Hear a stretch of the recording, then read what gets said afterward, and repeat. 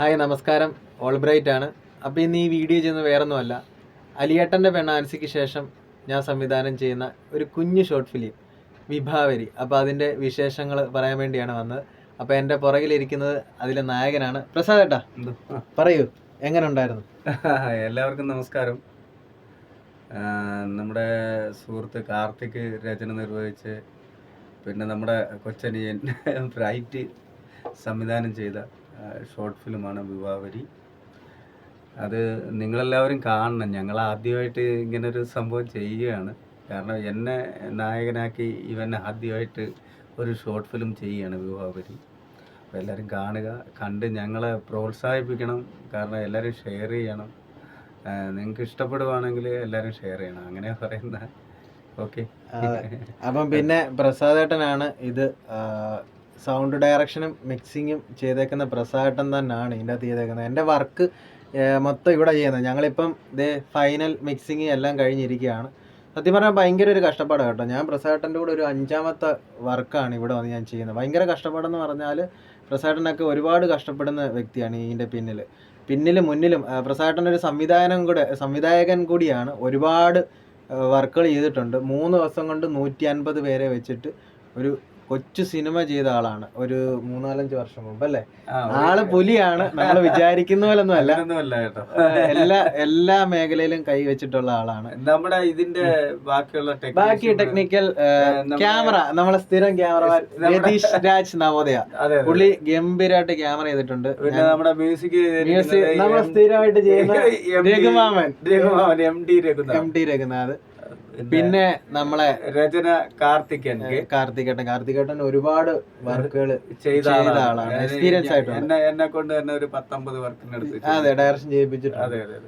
അപ്പം എന്റെ ഒരു വലിയ ഭാഗ്യം കേട്ടോ ഇവരെയൊക്കെ ഡയറക്ഷൻ ചെയ്യാൻ പറ്റിയ. പിന്നെ നമ്മളെ ശാരിക ചേച്ചി നായിക.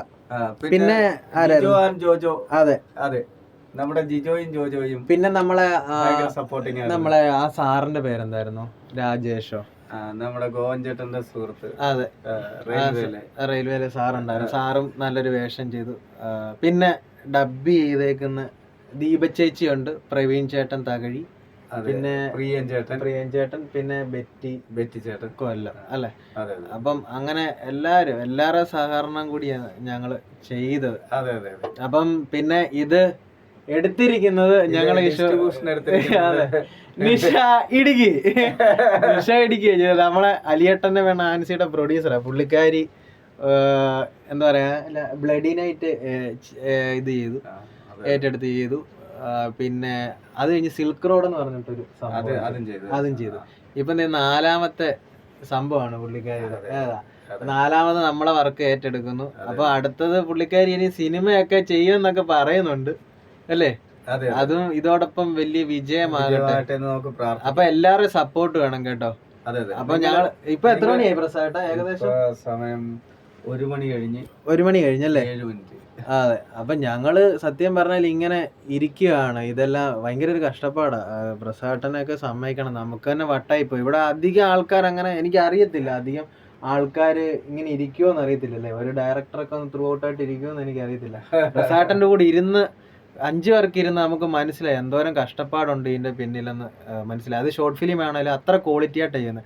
ഇപ്പം നമ്മൾ ലൈവ് വർക്ക് ആണെങ്കിലും പലരും മേടിക്കുന്നതിനെക്കാട്ടിലും നല്ലൊരു തുക കുറച്ചാണ് പ്രസാദേട്ടൻ മേടിക്കുന്നത്. ഇവിടെ അത്ര എന്താ പറയുക, എനിക്ക് തോന്നുന്നു കേരളത്തിൽ ഇത്ര റേറ്റ് കുറച്ച് ചെയ്യുന്ന ഒരു സ്ഥലവും ഇല്ല.